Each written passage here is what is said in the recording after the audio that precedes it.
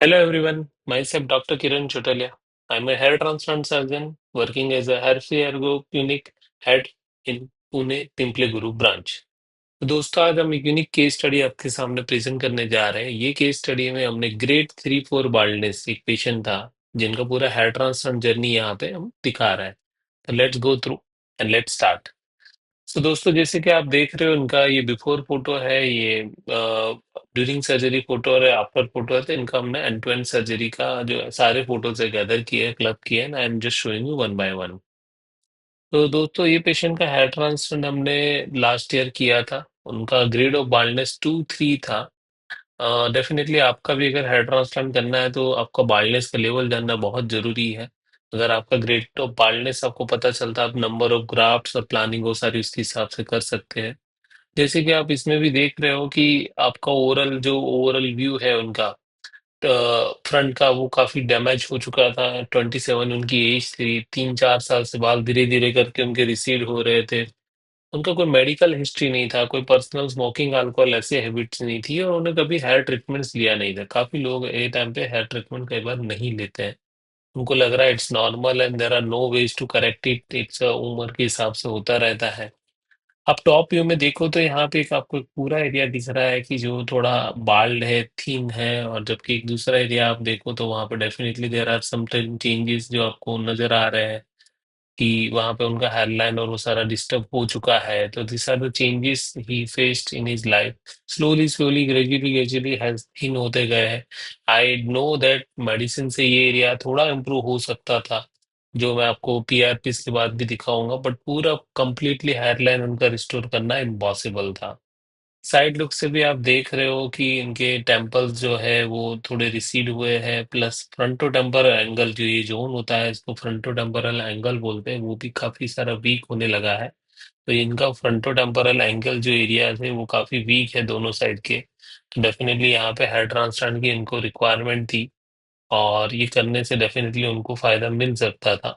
Okay, तो ये वाले दोनों एरियाज जो है हमने प्लान किया कि इनको हम हेयर ट्रांसप्लांट से करेक्ट करें, और ये वाला एरिया जो है इसकी डेंसिटी हमें बढ़ाने का प्लान बनाया कि ये एरिया में हम ज्यादा से ज्यादा डेंसिटी उनको अचीव करके दे।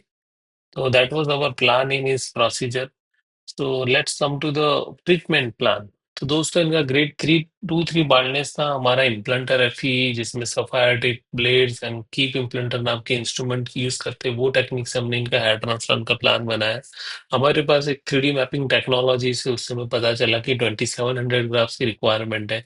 तो वो हमने प्लान किया। ये 1 डे सर्जरी था। मॉर्निंग में 10 बजे पेशेंट हमारे क्लिनिक में आया, शाम को 7-8 बजे वो घर गया था।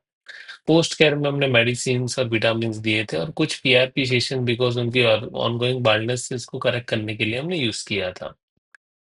तो you can see as per इस फॉरहेड हमने एक हेयरलाइन डिसाइड की है कि ये वाले एरिया में हमने ओवरऑल अनइवन जिगजैग में हेयरलाइन प्लान करी है।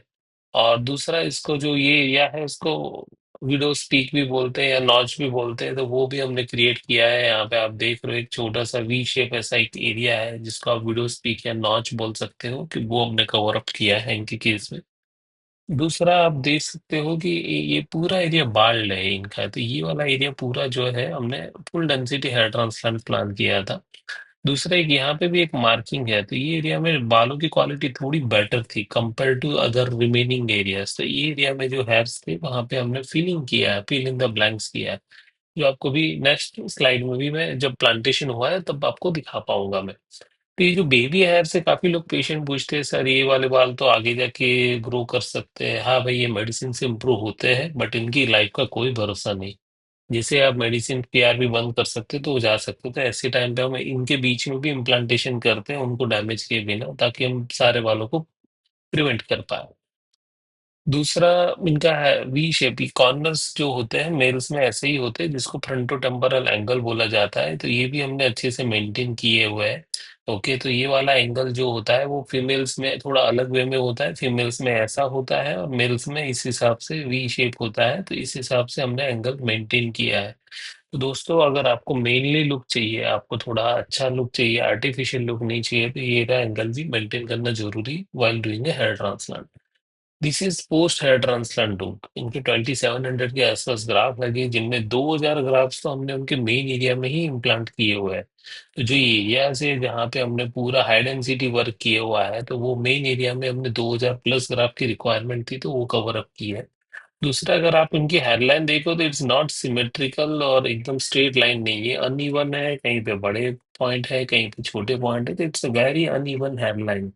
तो जो हेडलाइन का करेक्टर है, इवन ना रखने का रीजन यही है कि वो बहुत नेचुरल दिख सकती है।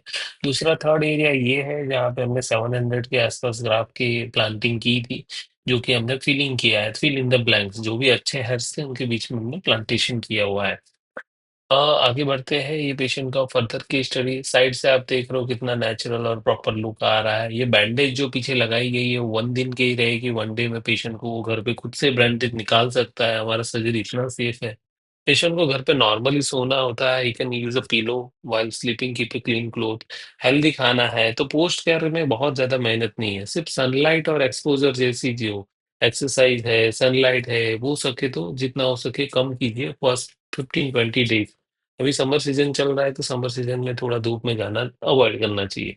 आपको फिर भी जरूरत पड़ रही है तो you can use a loose cap and wear that and go. Okay. दूसरा है, आपको पोस्ट केयर मेडिसिन दी जाएगी, वो अच्छे से फॉलो करनी है। एंड 7 डे आपका हेयर वॉश रहेगा। जैसे 1 महीना होगा तो आपका लुक कैसा दिखेगा? 1 महीने के ऊपर आपने ऑलमोस्ट, हमने सारे बाल तो ट्रिम किए होंगे ड्यूरिंग सर्जरी, तो जो ट्रांसप्लांटेड हेयर है वो अभी 100% शेड नहीं हुए, इनके थोड़े बहुत ट्रांसप्लांटेड हेयर अभी भी बचे हुए हैं।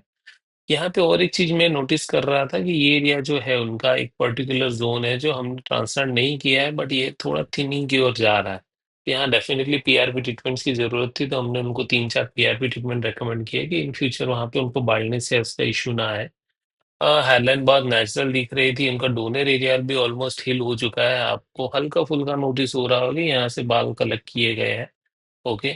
बट ये डेफिनेटली इम्प्रूव करने वाला है कि आगे जाके वो अपने आप पूरा नॉर्मल हो जाता है, तो डोनर एरिया भी इनका ऑलमोस्ट इंटैक्ट है, नॉर्मल है। छोटे बालों में समझ में नहीं आ रहा है। ओके। नेक्स्ट अभी आते हैं तो उनका डाइट और केयर। तो आगे जाके उनको हमने मिनॉक्सिडिल, विटामिन, अच्छी लाइफस्टाइल और हेल्दी डाइट फॉलो करने को बोला गया था। 2 महीने पे उनके ओरिजिनल हेयर्स थे, जो हमने बताया कि आपके जो उनके ओरिजिनल हेयर्स थे वो सारे वापस आ गए, तो उनको कोई डैमेज नहीं हुआ। ओके। दूसरा, उनके जो ट्रांसप्लांटेड एरिया है आप देख रहे हो ऑलमोस्ट शेडिंग फेज में है, तो ये वाला जो जोन है वो प्योरली ट्रांसप्लांटेड ही है, इसमें कोई नया बाल जो भी आने वाला है ट्रांसप्लांट के थ्रू ही आने वाला है। तो डेफिनेटली ये सारे एरियाज जो है उनको थोड़ा टाइम लगेगा। दोनों एरिया हील्ड है, उनका नॉर्मल है। उनके दूसरा पीआरपी हमने 2 महीने पे कर दिया था। थर्ड पीआरपी के टाइम उनके बाकी ओरिजिनल हेयर्स थे वो सारे घने हो गए थे और ट्रांसप्लांटेड हेयर आना बाकी थे अभी। जैसे ही हमारा 4-5 महीना होता है तो रियल ग्रोथ बिगिन होता है, तो चौथे महीने में आप देख रहे हो कि काफी सारे अच्छे ट्रांसप्लांटेड हेयर्स भी यहाँ पे दिखने लगे, जो टोटली बाल्ड एरियाज थे वो वापस सेट होने लगा है, वो करेक्ट होने लगा है। ओके। तो इस हिसाब से हमने 4-5 महीने में इतना रिजल्ट जनरेट किया था। डोनर एरिया तो डेफिनेटली अच्छा था। इनके केस में उन्होंने अच्छे से टाइमली मेडिसिन और पीआरपी और सारे सेशन लिए, तो उनका नेचुरल हेयरलाइन जल्दी आ गया। तो आप 5-6 मंथ में ही आप देख रहे हो ऑलमोस्ट नेचुरल वे में उनका जो प्लान था वैसे ही लुक आ गया। ओके। और with in 7 months it was same only, you can see the volume is very good. जो उनके ओरिजिनल हेयर्स और ट्रांसप्लांटेड हेयर सारे ब्लेंड हो रहे हैं उनके अंदर में, एक दूसरे के साथ सारे बाल आराम से ब्लेंड हो रहे हैं, समझ में ही नहीं आ रहा है कि उनका हेयर ट्रांसप्लांट हुआ था कि नहीं। तो दोस्तों, इस हिसाब से आप भी अच्छे रिजल्ट पा सकते हो अगर आपका भी ऐसा ही बाल्डनेस का प्लान है। You can consult with us and our team and definitely we can get you better for a better plan of hair transplant. कितना पीआरपी चाहिए, कितना हेयर ट्रांसप्लांट चाहिए, सारा आपको क्लियर करके हम दे सकते हैं। Just plan once and do it once, do it good. Okay. That's our motto कि आप हमेशा कभी भी करो तो एक इन्फॉर्म और अच्छा डिसीजन लेके कीजिए। और ऐसे रिजल्ट्स के लिए आप डेफिनेटली हमारे और वीडियोस देखते रहिए। ऐसे और वीडियोस और ऐसे और नॉलेज बेस्ड वीडियोस लेके आएंगे। अगर आपको कोई टॉपिक पे डाउट है कि ये हेयर ट्रांसप्लांट में ग्राफ क्या होता है, प्लानिंग क्या होता है, मेरे ग्राफ्स कितने लगेंगे, तो हमारी टीम से कांटेक्ट कीजिए। हम डेफिनेटली आपकी हेल्प करेंगे। थैंक यू दोस्तों फॉर वॉचिंग दिस वीडियो। मिलते हैं नेक्स्ट वीडियो में।